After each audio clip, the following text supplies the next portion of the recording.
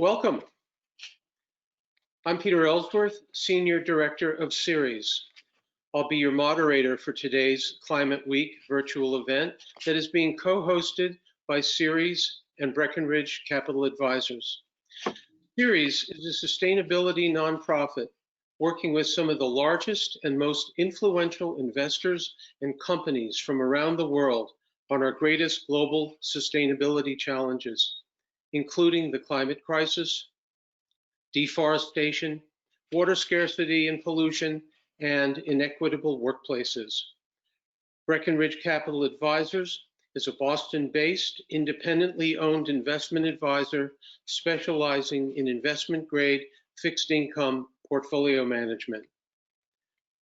We hope everyone is continuing to stay safe during the pandemic and as we experience more extreme weather across the country.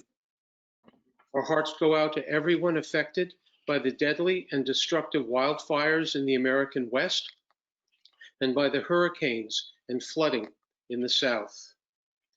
What we are seeing in real time is the human and economic toll of a changing and rapidly warming climate, which is devastating to families, communities, and entire ecosystems.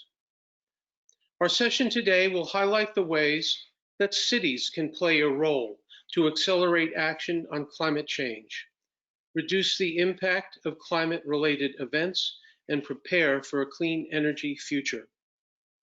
With that, I want to thank each of you on the line for joining us today.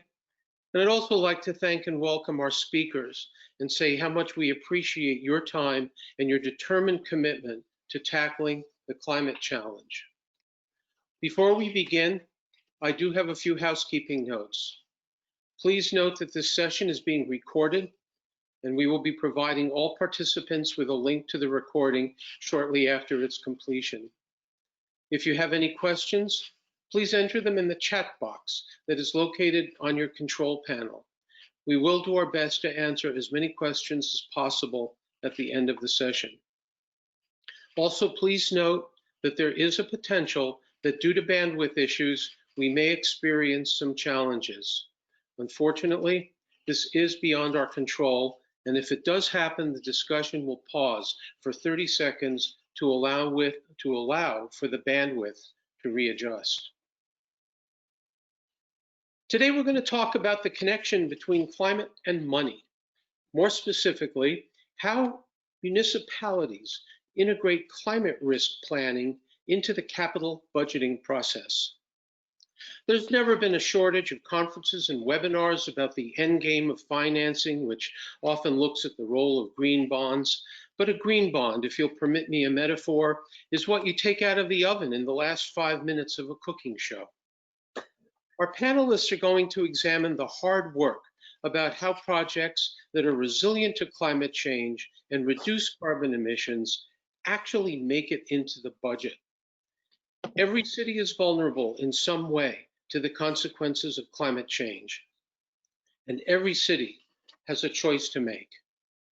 Do you build in resilience now, which requires an additional upfront cost, or do you choose the lowest cost option, save money today, and pay later for recovery, repair, and replacement? To put this in perspective, Los Angeles conducted a risk assessment of its wastewater and stormwater infrastructure. 33 pumping stations and 4 water reclamation plants were found to be either currently vulnerable to climate-based threats or very likely to suffer damage from climate-related risks. The estimated cost to build in resilience today was $58 million. The estimated cost for repair, recovery, and replacement for just one event is $431 million. That emergency spending could cripple a city financially and impact its bond rating. The choice to build in resilience should be obvious, but there's just one budget pie, and many projects and city departments are competing for their share. Before we hear from our panelists about getting climate-aware projects and infrastructure into the capital budgeting process, I want to take one quick look at the big picture. Making short-sighted decisions about repairing and replacing our infrastructure will lock us into decades of paying for disaster recovery and contributing to global warming. While every city will need to look at its own needs to build in climate resilience and determine its capacity to reduce carbon emissions, these individual actions will add up, since cities currently consume about 75% of global energy use and contribute to more than half of global greenhouse gas emissions. Now, I'd like to introduce our panelists. Carolyn Kuski, Executive Director of the Wharton Risk Center. Raise your hand, Carolyn. Grant Ervin, Chief Resilience Officer for the City of Pittsburgh. Hi, Grant. Mike Bonanno, Vice President and Research Analyst at Breckinridge Capital Advisors. And Missy Stoltz, Sustainability and Innovations Manager for the City of Ann Arbor, Michigan. Hi, Missy. So, Grant, I'm going to start with you. It costs money to build in resilience and adapt city projects, especially infrastructure, to employ cleaner sources of energy and be resilient to floods and other climate-related events. This means you have to compete with other projects and services like public housing, road repair, or K-12 education for your slice of the budget pie. As Chief Resilience Officer, you have a ringside seat to this process and are often a participant. How does this work in Pittsburgh? It is a ringside seat, and thankfully we're also in the ring too, it seems, at times. But first, I'd just like to thank Ceres and Breckenridge for convening this conversation and to join these fellow panelists with this important discussion. It is, I think, one of the major challenges that we're facing right now is the conflict between managing traditional needs and services and the traditional budget cycle with the compounding risk that we're experiencing with regards to climate challenges, both in terms of climate mitigation as well as climate adaptation challenges or climate preparedness. One of the big things that we've seen in Pittsburgh in the 6 years that I've worked with this city is that the conversation has gone from one in 2014, 2015, when we were developing our climate action plan, which was solely focused on the mitigation needs. So thinking about how we reduce our carbon impacts, whether that's for energy efficiency in buildings to transportation systems. We were focused on kind of getting our carbon footprint in check. And a lot of the work that we did there was really about building the decision support systems and the models, whether that's through emissions inventories or cost benefit modeling with regards to is this project going to pencil out in a facility, to now fast forward 5+ years, having to think just in that short span of time for an inland city like Pittsburgh, the exponential risk that we're starting to experience from climate change. So just to paint that picture out a little bit more, in 2018 and 2019, Pittsburgh experienced 2 times our normal amount of precipitation. And Pittsburgh's a pretty wet place already to begin with.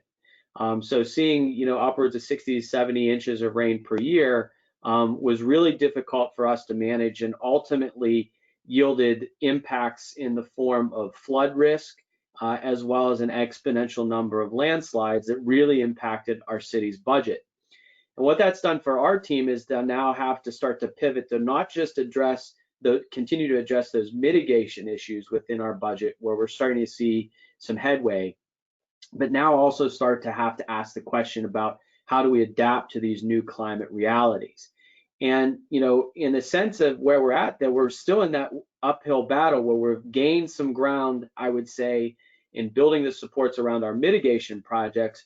We're now at kind of the starting point with adaptation and having to go through that same type of education and awareness cycle with our budget team, with our facilities team, with our infrastructure team, to say that we not just have to clean up the results of the landslide, but we also have to think climate forward and provide those mitigation measures in terms of prevention. Or how do we adapt to kind of these new realities? So it's a cycle that we're a part of, and trying to right now build out those decision support models, just like we did on the mitigation side, now for the adaptation side as well.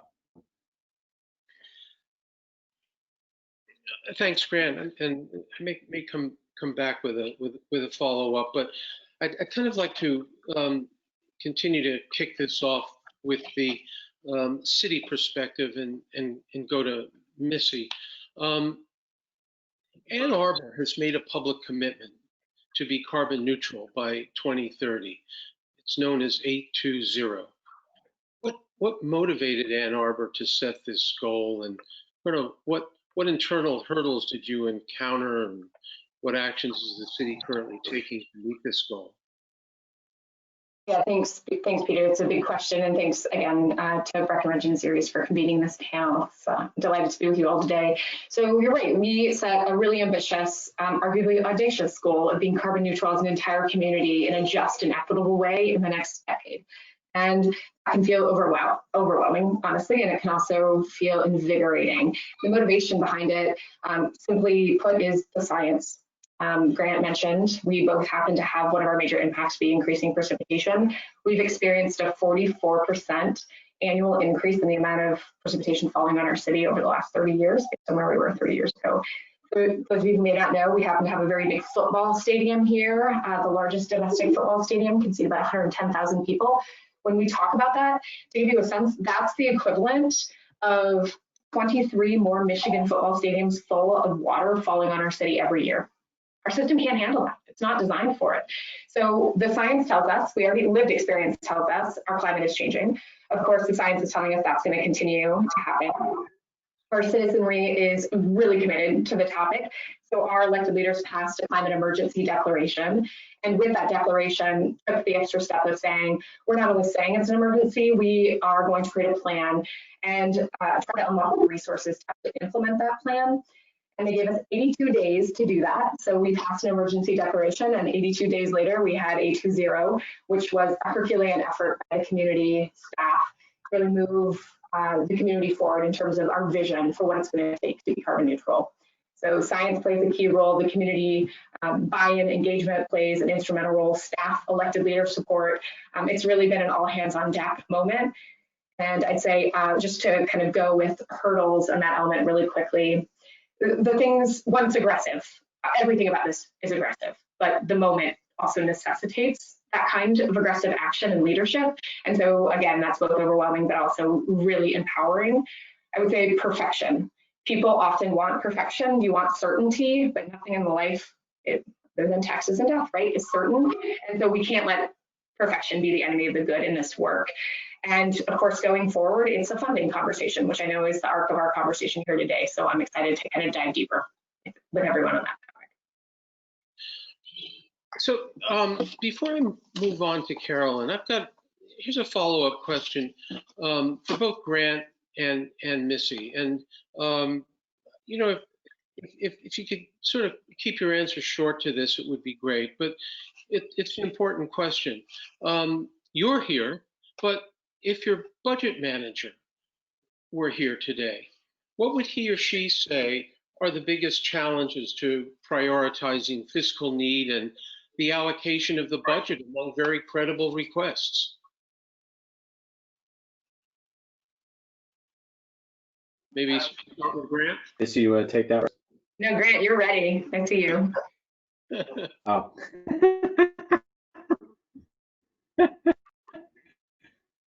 Well, I think one of the, the first thing that they would say, so I'm kind of honing in on my inner Kevin Powless, who Kevin's our budget director in the city of Pittsburgh, is obviously due to the pandemic, one of the most major challenges that we're dealing with as local governments is the short revenue. So the loss of tax revenue due in part to the pandemic has been significant in places like Pittsburgh, where we've been under the threshold of the CARES Act, which has also been a major impediment. So any type of lifeline from Washington has been non-existent. And so we've experienced, the loss of, amusement tax, a variety of kind of revenue sources that are traditionally kind of the bulwark of the municipal budget. So having that type of impingement puts further strain on just all, kind of the normal shortfalls that we have with the budget.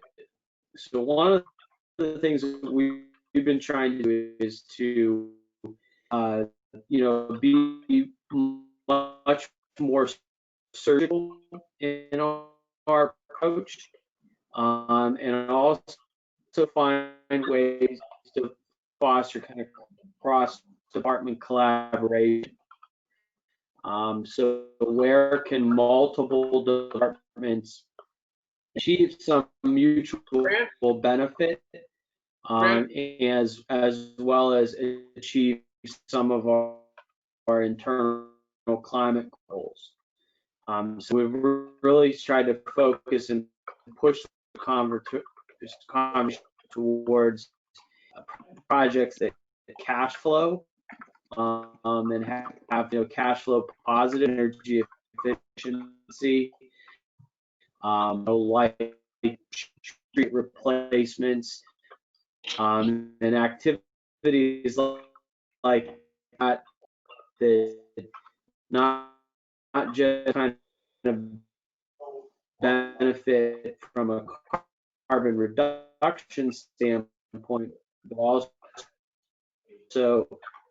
physical upgrades to the physical plant, as well as kind of flow benefit. So there's these kind of multi-attributional kind of upsides that we're trying to see in terms of budget.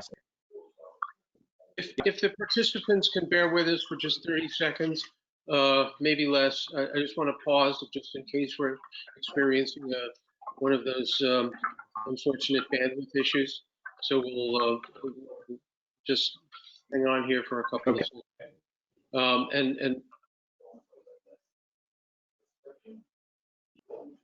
Okay, I think I'll ask you to try to answer that same question fairly succinctly, Missy, and I'll raise my hand if we're having a problem. Great. Peter, I'm going to go from a different perspective because I think Grant gave a lot of detail. I'm going to say one of the smartest moves that I made when I started at the city was to bring my CFO into conversations with me and to go on trainings around the work that we do. And so he became an ally. And that was really, really critical. So yes, budget priorities around COVID and the solvency and protecting the organization are key. But now he also understands the importance of the work that I do and sees the world different in the financial realm than I do. And so we're actually allies in the work, which is really important. So I'm going to take that in a different direction. Thank you. Carolyn, when climate-related disasters do occur, what sources of support do municipalities have for recovery? And is that money enough to repair and rebuild infrastructure and buildings in a way that addresses resilience and enough to prevent serious impact to the city's budget? Yeah, let me first also echo the thanks for organizing this panel. I think it's an important discussion. I'll start by noting there's only limited research on the impact of disasters on municipal budgets, but the work that's been done suggests they can be negative. But of course, there's going to be a lot of variety since communities vary in their reliance on different sources of revenue, like property taxes or sales taxes and so forth. And different disasters have different impacts on property, jobs, and so on. Expenditures can also go up post-disaster, and the combined effect of lower revenues and higher expenditures can be a financial challenge for lots of local governments. So let's start with what types of help municipalities can expect from the federal government. For small localized events, the answer is not much. Large disasters will typically receive a presidential disaster declaration, and that can open up a couple grant programs within FEMA, notably the Public Assistance Program and the Hazard Mitigation Grant Program, or HMGP. Public assistance will help pay for emergency measures, debris cleanup, and some repairing of public buildings and infrastructure. But HMGP dollars provide funds for investing in risk reduction and resilience as a part of recovery. But both of these programs do have a local cost share. For very large disaster events, it's also likely that a local government could see dollars from special congressional appropriations to different agencies. So one of the most notable would be when appropriations are made to HUD's Community Development Block Grant Disaster Relief Program. It's a bit of a mouthful, but states and local governments have a lot of flexibility in those dollars and could use them for a wide range of resiliency enhancing activities post-disaster. But I do want to highlight that this suggests a dynamic with federal dollars that I think local governments should be aware of. It's not uncommon for big disaster events to draw in resources immediately to the community. So they see a spike in assistance from the federal government for crisis response, for emergency response.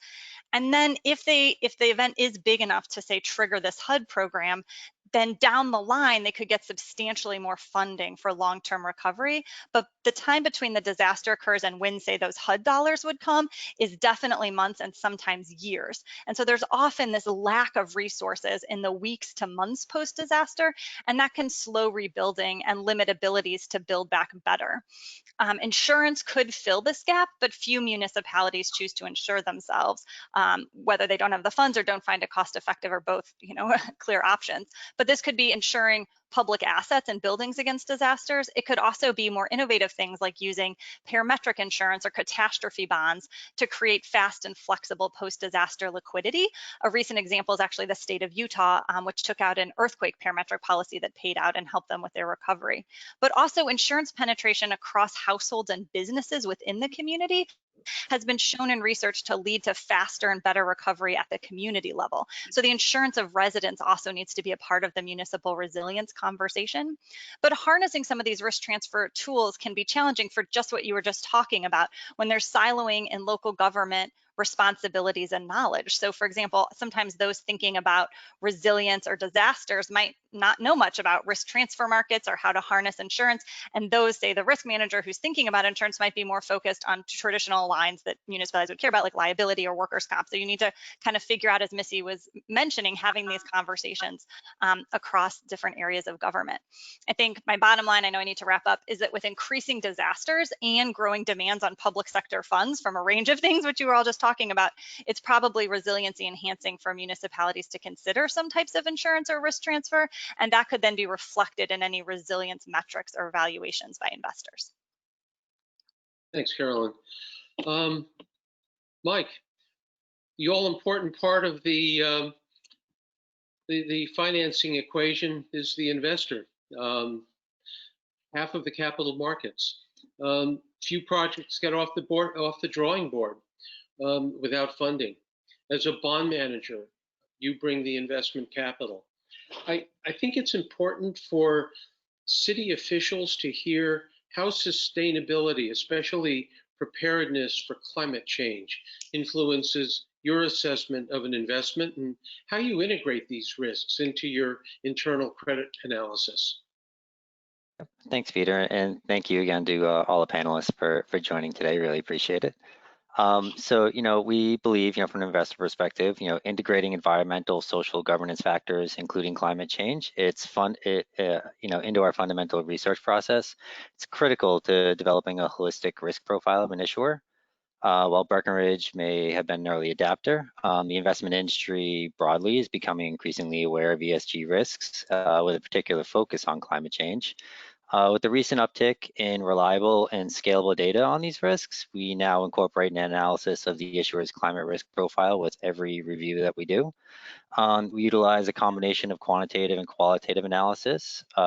First, looking at the raw physical risk relative to tax base and GDP, we identify outliers and then factor in any mitigation or adaptation efforts that we can find in disclosure provided by the issuer. Such as capital plans, climate sustainability plans, offering statements would be ideal. And in certain cases, we'll go searching around websites and departmental pages.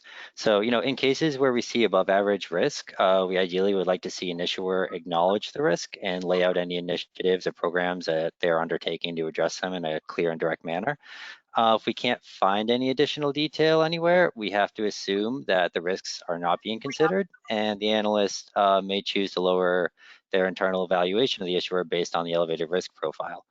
I think the data is becoming increasingly available, and we think that more investors are going to be adapting this sort of analysis.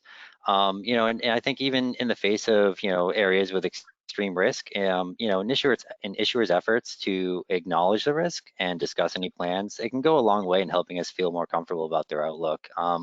Ideally, we'd like to just see that they are acknowledging that they exist. That's a great first step, and it can spur further conversation about what they might be doing, to mitigate those risks.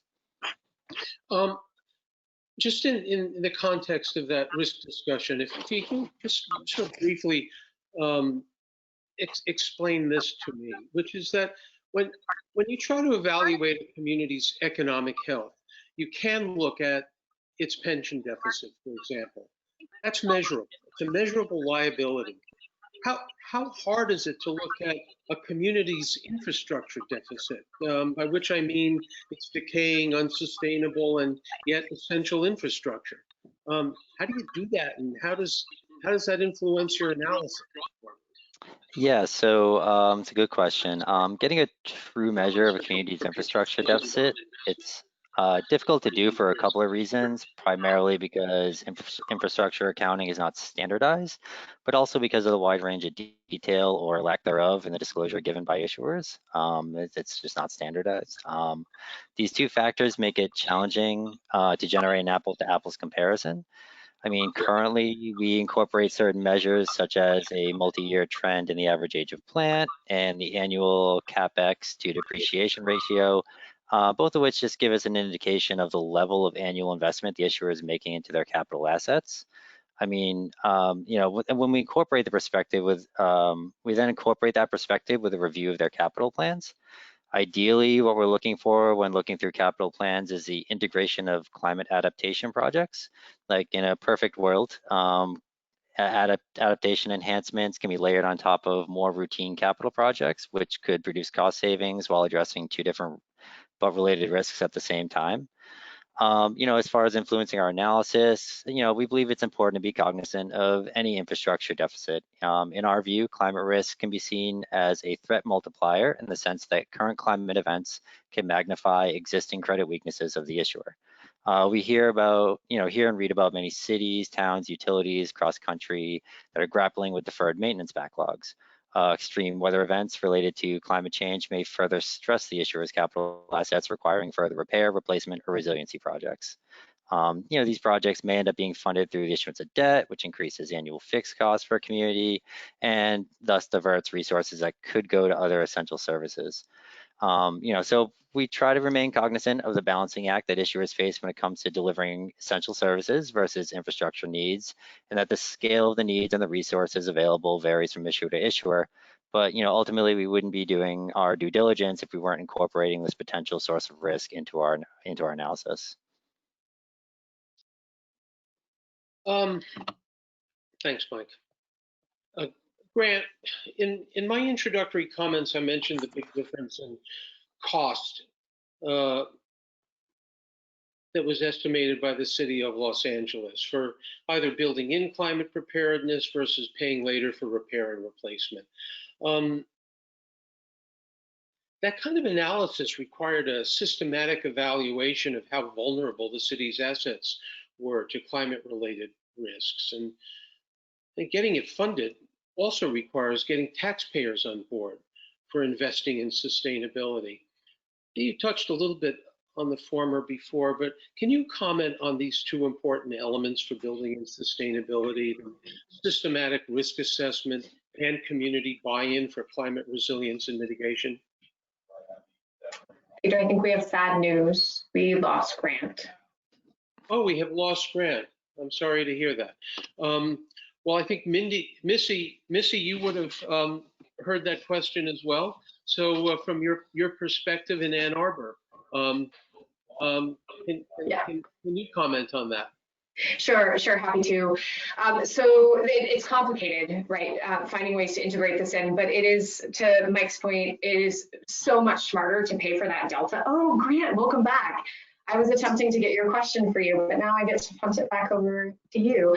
I'll just say as a cue up, we are actively figuring out, we've had climate change integrated into our CIP, our capital improvements planning process for years, and we are now enhancing that. Initially, it was kind of a filter, and now it's a much more robust screen, and we're delving the details, the depth of what climate models we're asking people to use, how is that different for a road project versus a physical building or a bridge, and how is that different from something like a planning process that actually would trigger the CIP process.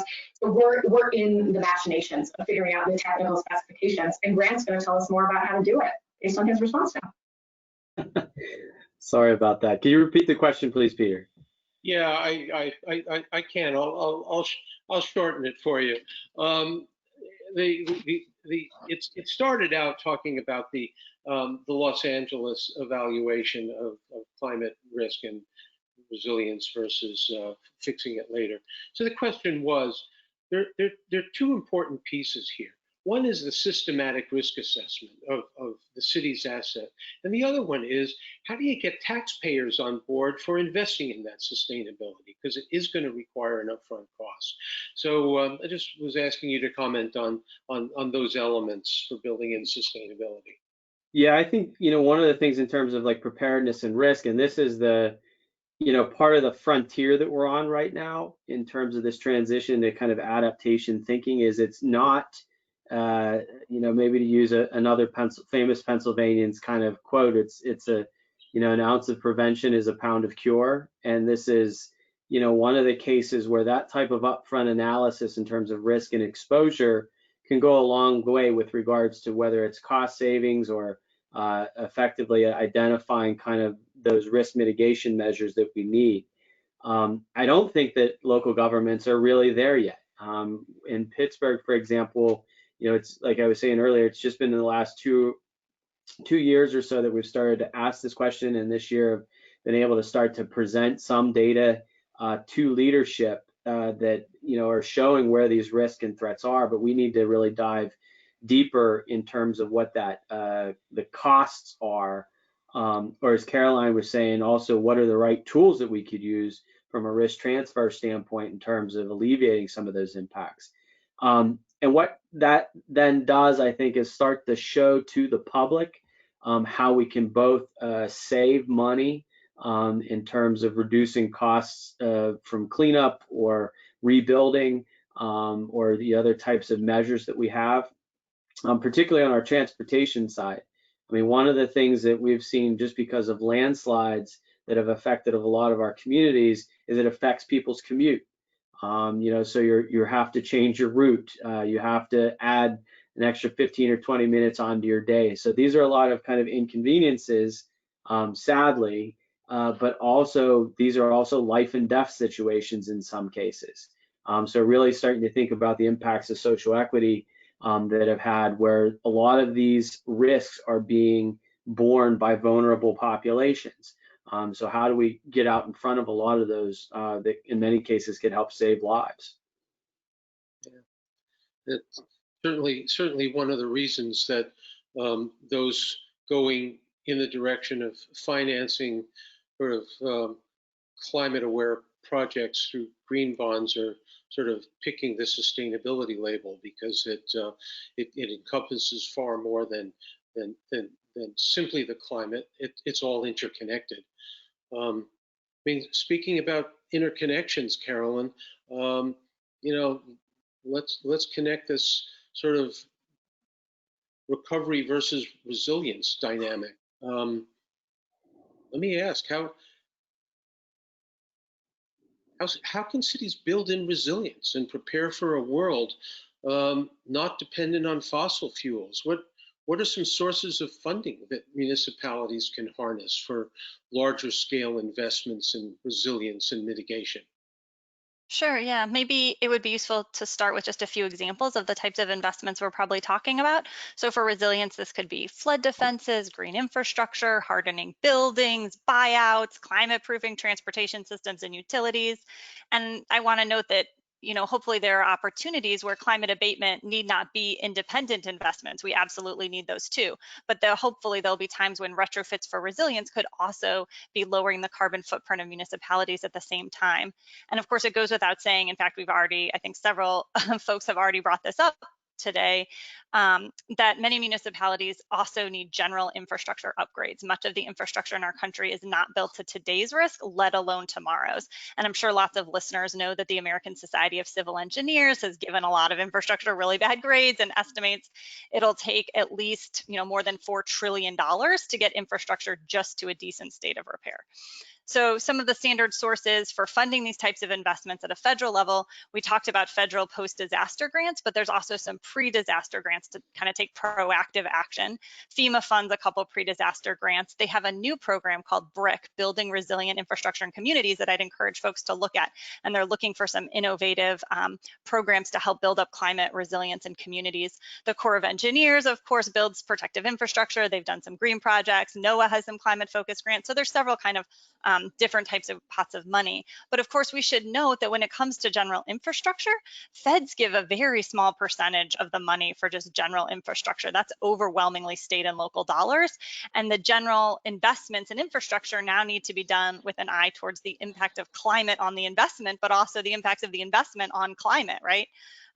So local sources of funding for those, and I'm sure Missy or Grant could say more or be more exhaustive about these, but this includes things like property taxes and user fees, utility and water bill surcharges. Some cities are getting more innovative. For example, Milan and I think some other international cities have traffic congestion charges, and they're using those fees to pay for resilience investments. You could give naming rights to something, crowdfunding. There's lots of lists of ideas of kind of new sources to tap for funding. I think some communities have found it a helpful strategy to try to use local dollars for the more frequent events like nuisance flooding and leverage the federal funds for the higher cost projects that might protect against a more rare event. I think there's also hope. I don't know how often this happens. Again, maybe Missy or Grant could speak to this, but that if you have projects that have co-benefits, like say using conservation strategies to minimize flood risk, maybe that could open up some additional sources of funding because you might be able to pull together both funding for risk reduction with say conservation, recreation, ecosystem protection dollars. I think the big concern though across all of this is that traditional sources are not going to be enough for some of the major investments that have to be made. And as has already been mentioned, local governments are already under extreme budgetary pressure, and there's huge equity issues here, right? Lower income communities are going to struggle to find the resources they need to build resilience. And I think it might have already been mentioned too, but I want to stress again that if risk isn't on the balance sheet, it's hard to see any benefit from reducing it. This is true for the public sector and the private sector, right? Avoided costs are harder to pay for than projects with a positive cash flow. So I think these types of things we've been talking about, requiring analysis of climate impacts and putting it into the budgets, might be a step in that direction that I know Missy and Grant have been leaders on. So let me just end by saying maybe we can innovate not just on the source of funds, but also governance and institutions that might enable certain approaches to funding and financing. So for example, could we create resilience districts? This is an idea of Alan Berger at MIT that he did some work in Boston. California already has hazard abatement districts that could maybe be a model for other states to follow to think about climate risk. And also, of course, regional governance models for, a lot of these impacts are going to be regional. Okay, I think I've used up my time. Thanks. Yeah, it's so true. This tension between paying for to keep something from happening versus paying for something that, you can show the taxpayers and the rest of the community right away. Mike, I've got a question that's not only logical for you as an investor, but it's come up in the chat box, and it concerns rating agencies. The first order of credit assessment is conducted by the rating agencies. I'm not going to ask you to compare, contrast, or rank them, but how are they contributing to awareness of climate-related risks faced by cities, and how are they considering climate risks in their actual credit rating process, not just their climate or ESG rating? Yeah, Thanks. Within, the last few years, I think all of the major agencies have upped their game when it comes to awareness of climate-related risks. Whether through the acquisition of a data provider or the development of ESG scorecards, the agencies are enhancing their capabilities and, based what I'm seeing in agency reports, are beginning to ask better questions to issuers on these topics, which is always great. I think overall the agencies have somewhat caught up to the handful of us that have historically been incorporating ESG into our research process. And that's super important when it comes to raising awareness because, within the investment world, agencies have the most in-depth and direct contact with an issuer. While many communities may not know of the investment manager, any issuer with debt outstanding is well aware of the agencies and how they work. And that puts agencies in the position to have a direct impact on raising awareness on the risks related to climate change. It's our hope that as agencies enhance their analysis and continue to ask the tougher questions, that issuers will increasingly become more cognizant and forthcoming with disclosing climate-related risks and reporting on any adaptation or mitigation efforts.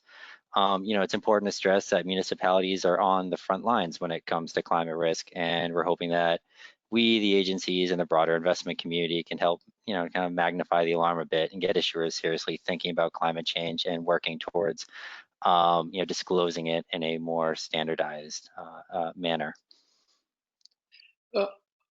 Missy, the rating agencies explicitly asking you about climate risk? No, not explicitly, but our CFO is paying attention. We're obviously paying attention to it too. And just to actually pick up on a point Mike and Carolyn both kind of alluded to, I'd say one of the things we did pretty early on was trying to institutionalize this kind of thinking. So it's great that Grant is a vanguard in this, but if it's really going to move, it's going to have to move across the whole city. So we worked with Headwaters Economics, the Kresge Foundation, and some others, and co-developed a climate and socioeconomic vulnerability assessment template and visualization tool. So we could integrate, I think Grant's one who raised this too. Equity is really, really important. And I don't mean financial equity in this space. I really mean racial equity and socioeconomic equity concerns. And so one of the things that we've been doing is elevating those principles through visualizations to get people, if you're doing a stormwater pipe replacement, people will say, well, I just have to replace this pipe, right? Like, this is just what I do. The pipe's broken, I'm going to go in. But doing preventative maintenance, we tend to invest. There's a really great study out of Baltimore where it showed we tend to invest in wealthy communities. Wealthy communities have power. They're connected. They know how to make their concerns heard. And so by normalizing and actually looking at different variables, perhaps we can flip that and say, actually, we're going to prioritize the area that floods frequently and where we have a disproportionate percentage of our Black neighbors living at lower socioeconomic stress. That's where we're going to invest first, or at least bring the data to the discussion so people have to look at it and understand that the way we make decisions impacts people's lives very, very clearly. So we're doing that and trying to integrate that more holistically into our CIP process. So I just wanted to elevate that because I don't think we've made that as explicit in the discussion, but I know everyone on this call is thinking about those variables together as well. One other, Go ahead. just real quick, yeah, one other thing I'd add too is importance. We did an exercise probably about 2 or 3 years ago called CFOs and CROs, where we brought together our chief financial officers, chiefs of staff, and chief resilience officers. And one of the big lessons was about creating a shared language, where the CFOs often called our CRO projects unicorn projects, and kind of, the idea of creating multi-attributional benefit in kind of this integrative thinking is kind of a new model. Likewise, CROs weren't really conscious of the budget cycle and how projects get determined and elevated through the normal course of operations within kind of the budget process. And I think it's really incumbent upon us to bring together our networks, whether it's like GFOA and urban sustainability director networks and these different types of cohorts that are working on these issues in silos. How do we start to amalgamate them together and really create a shared sense of language and purpose around it, so that as a CFO is doing kind of their evaluation with, say, financial advisors or bond counsel or whatever, that these same types of factors that we're thinking on the climate side are integrated into their thinking, and vice versa. I think it's really important distinction for us to start to make.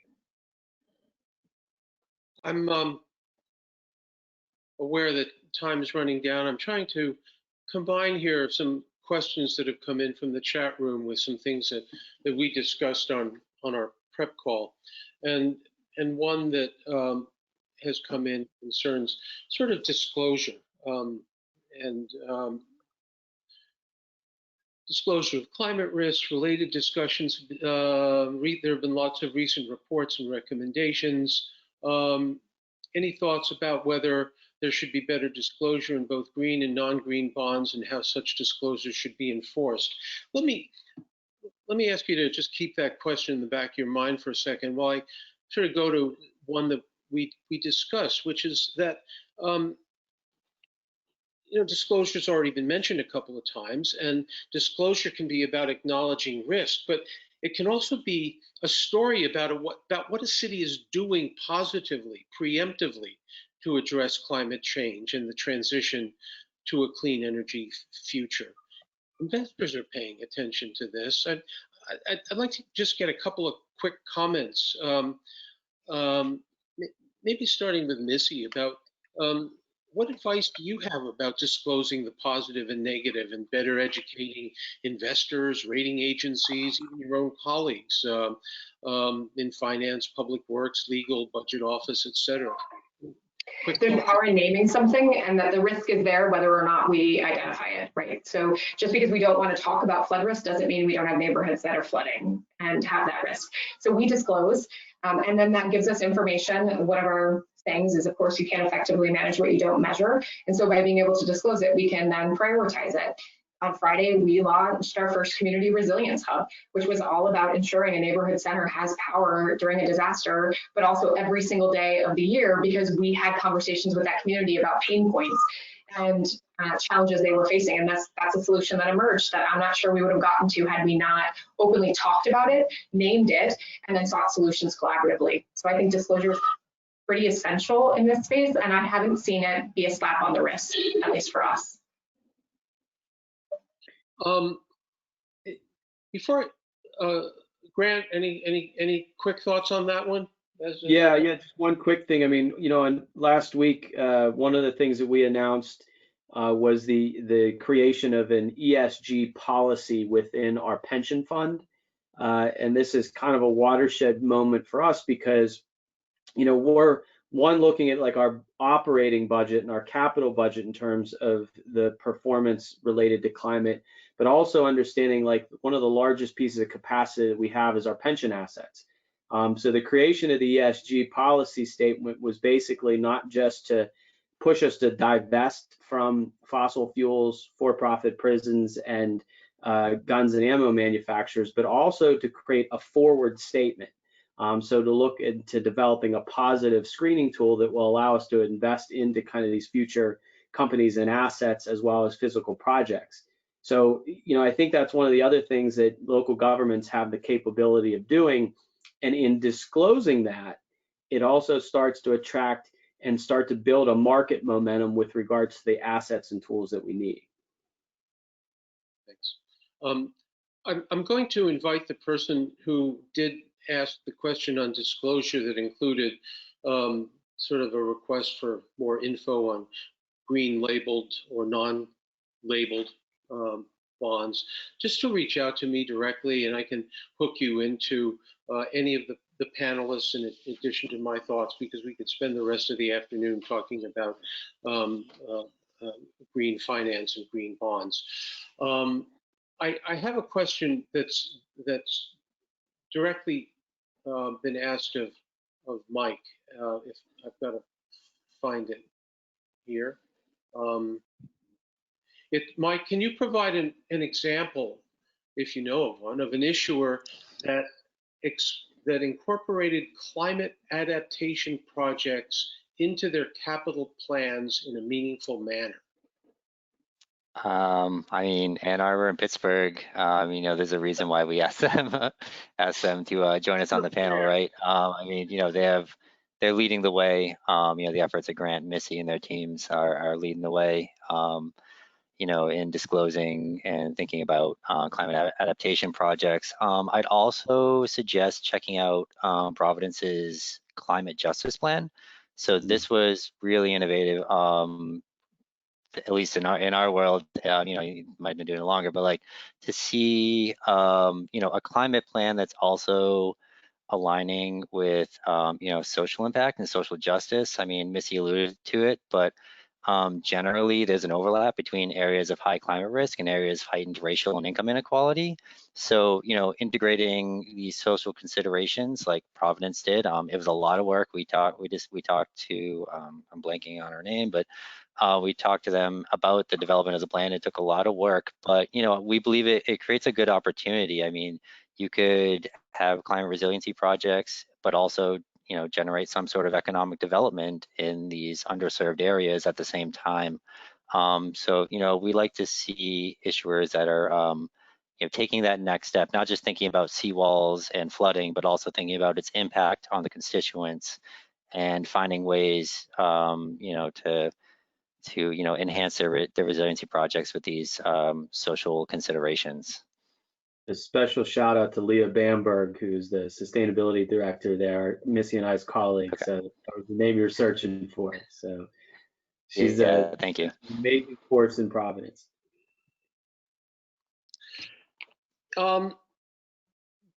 Carolyn, this session really wouldn't be complete without a question that might seem to some a bit wonky, but it's not at all.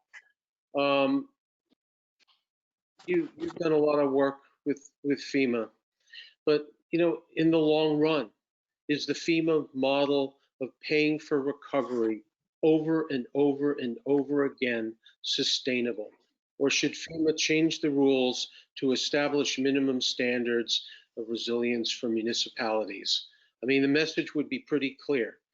Quote would be, you need to build in resilience to your community if you want FEMA to bail you out. How do you think about this? I think that's a really important policy question that needs to be grappled with seriously in the near term. I think, unfortunately, too much of our post-disaster governmental programs often incentivize building back the same instead of making important changes, even small ones, let alone radical ones, that might help reduce risk going forward. And there's some, you know, in the weeds specific examples of how current regulations governing spending of some of these federal dollars, particularly in the Stafford Act programs, have this kind of perverse incentive. And I think, you know, some of the regulations were designed to reduce fraud and waste, but they need to be carefully rethought given a changing climate. So I think that's, you know, absolutely number one. But more broadly, to better align incentives, under the previous administration, FEMA had been exploring the concept of a state deductible for their public assistance grants. So the idea is that states would have to handle the first layer of disaster losses themselves, and federal aid would only come in above that deductible. And so in principle, that could be a financial incentive to invest more in risk reduction and better management of disaster finance. So things like creating rainy day funds, purchasing insurance, but even more than that, FEMA proposed lowering the state's deductible as they invested more in different risk reduction. So there's sort of this double incentive to really, at the state and local level, put more dollars behind resilience. The added benefit of the deductible on the public assistance is that it would also save taxpayer dollars without really substantially changing the amount of money that FEMA gives, because most of the public assistance dollars are for the very big events where this deductible would have sort of limited impact. But OMB actually did an interesting analysis where there's a lot of really small dollar amount declarations where the cost to transfer the dollars actually exceeds the dollars transferred. So there'd be sort of taxpayer savings to kind of get rid of those. But I think maybe the other thing just to put on the table is that federal regulations are only one part of the barrier to kind of more resilience in a post-disaster context. The other is that people just want to get their life back to normal after a disaster. And the crisis period is really not the time to sit around and have lots of debates about how you want to change your community or what it should look like, right? That all needs to be done pre-disaster. So you need to be able to have these plans and discussions in place so that you can execute once the crisis hits. And that's not just having the plan down, but having that be socialized and embraced by the community. And that, I think, is the really hard part. We're starting to wind down here, and I think we have enough questions that have come in and questions that we've discussed that this could go on for a couple of hours. I'd like each of you to reflect for a moment and just give sort of a short answer to the participants about what message would you want them to walk away with from today's webinar? I would jump in quickly and say it's important to build preparedness into your budget and your strategy. I think that's one of the bigger things that we find to struggle with is the difficulty in thinking forward and understanding what the challenges might be. Just a case in point, we developed our first preliminary resilience assessment back in 2015 as part of our partnership with the Rockefeller Foundation's 100 Resilient Cities initiative. We analyzed all the shocks and stresses or potential shocks and stressors that the city would face. And sadly, we have faced all of them in the last 5 years. You know, from flood to fire to pandemic, we've experienced everything that came up through kind of our community engagement projects on the shock side. Likewise, stressors like systemic inequality and aging infrastructure continue to plague us, and the inability to confront those. So, you know, that's one of the things I think is from a municipal standpoint, we have to build that type of planning and strategy into the work that we do in order to help improve the services we provide to our residents. I'll jump in and say partnerships matter a lot. You know, I'm a PhD in urban resilience. Like, I understand this topic, but I am not an expert in finance. And so I have to work with people and bring in partners who can help me navigate that landscape, just like I have to do when I navigate legal landscapes or really technical energy issues. And so partnerships are essential. No one person on this line can answer everything. We really have to form that connective tissue, which makes us stronger to do this work. And so being patient and really collaborating to those partnerships. CFOs and CROs, those things matter. And with your community, same thing, so partnerships. Carolyn? Yeah, I think maybe I'd echo that too and say that I think that there's lots of components to better climate risk management, and that you really need to think about all of them in a holistic way to create a culture of climate risk management within a community. And it's like at all scales and across the sectors. And so it's the risk reduction investments, it's thinking about the budgeting and finance, it's also the risk communication, it's helping the residents, it's the equity, and it's, you know, all of these things together. And when you can get to that kind of synergy of risk management, I think is where you'll see real leaps forward. Mike, what's that investor message?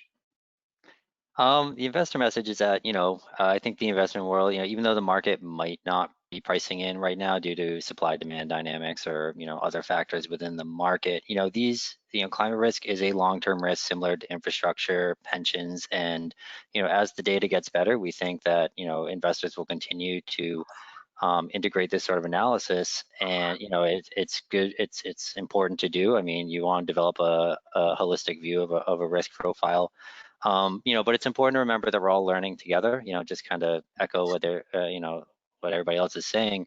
You know, these discussions that we have with Missy and Grant and Carolyn, you know, we're trying to, you know, it's easy to just say, well, they don't have a sea-level plan, so you know, okay, we're not going to invest there. But you know, you have to talk with the communities, you have to understand where they're coming from, and communicate. You know, I think the dialogue between the investment world and issuers needs to continue to grow, and you know, discuss, you know, maybe the issuers, you know, limitations, or you know, what investors might need to see. You know, the communication is important in pushing this forward.